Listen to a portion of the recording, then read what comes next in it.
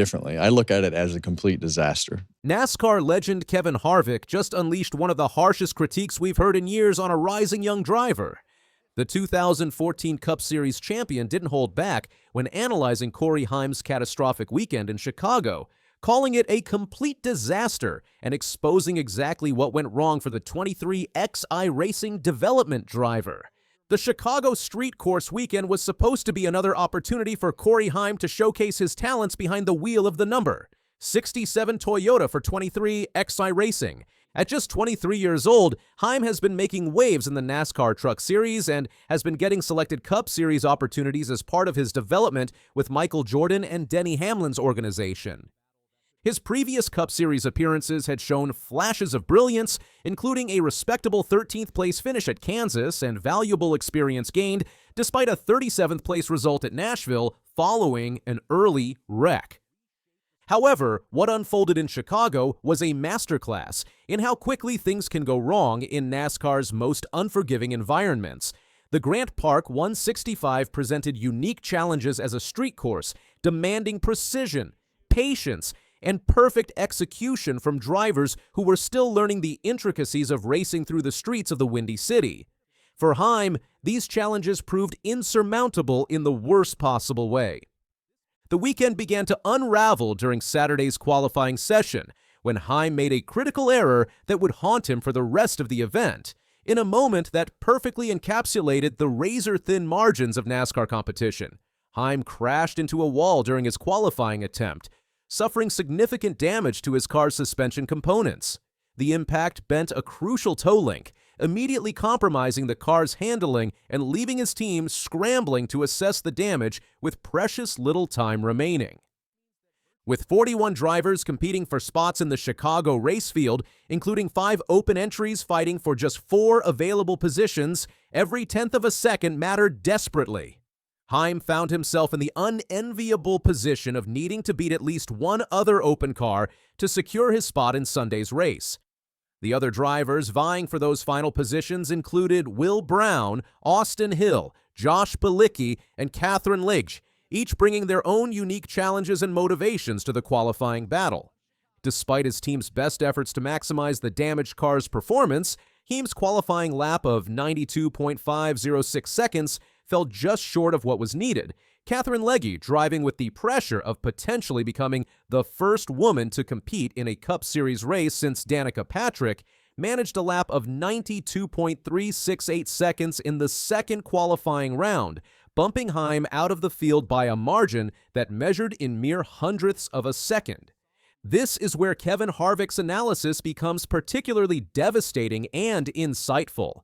On his Happy Hour podcast, Harvick didn't just critique Heim's performance. He dissected it with the precision of a surgeon and the honesty of a veteran who has seen every possible way a weekend can go wrong. Differently. I look at it as a complete disaster. Well, for the 67 car and Corey Heim. Harvick's critique went beyond the simple fact that Heim failed to qualify. The former champion identified the fundamental strategic error that led to the weekend's collapse. The decision-making process that prioritized speed over survival in a situation where survival was paramount. And Corey Heim, and I think that's the coaching that goes into these types of situations in these moments on these street courses, especially in his position. The veteran's analysis revealed a deeper understanding of NASCAR's mental game that separates champions from contenders. Harvick emphasized that while teams always want their drivers to be fast during races, the primary objective must be securing a starting position. We want you to go fast in the race, but we have to first be in the race. What makes Harvick's critique particularly powerful is his recognition of the broader implications of Heim's mistake. The crash didn't just cost the young driver a starting position, it eliminated valuable race experience that could have been crucial for his development. The disaster comes from the part of not being able to get all the laps in the race. Harvick observed, understanding that every lap at the Cup Series level represents irreplaceable learning opportunities for developing drivers. However, Harvick's assessment wasn't entirely without hope for Heim's future. The NASCAR legend demonstrated the balanced perspective that comes from years of experience by acknowledging both the severity of the mistake and the potential for growth that it represents. That's a tough teaching moment.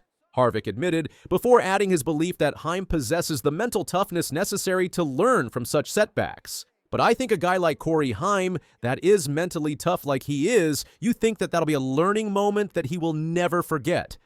This prediction about the lasting impact of the Chicago weekend reveals Harvick's understanding of how championship-caliber drivers are forged. The most successful competitors often point to their most painful failures as the moments that taught them the most valuable lessons. Harvick's suggestion that this could be such a moment for Heim indicates his belief that the young driver has the character necessary to transform disaster into development. The timing of Heim's failure makes it particularly stinging within the context of his 23X racing development program. Denny Hamlin, one of Heim's team owners, has publicly stated that the organization views Heim as being with the team for the long haul, indicating significant investment in his future potential.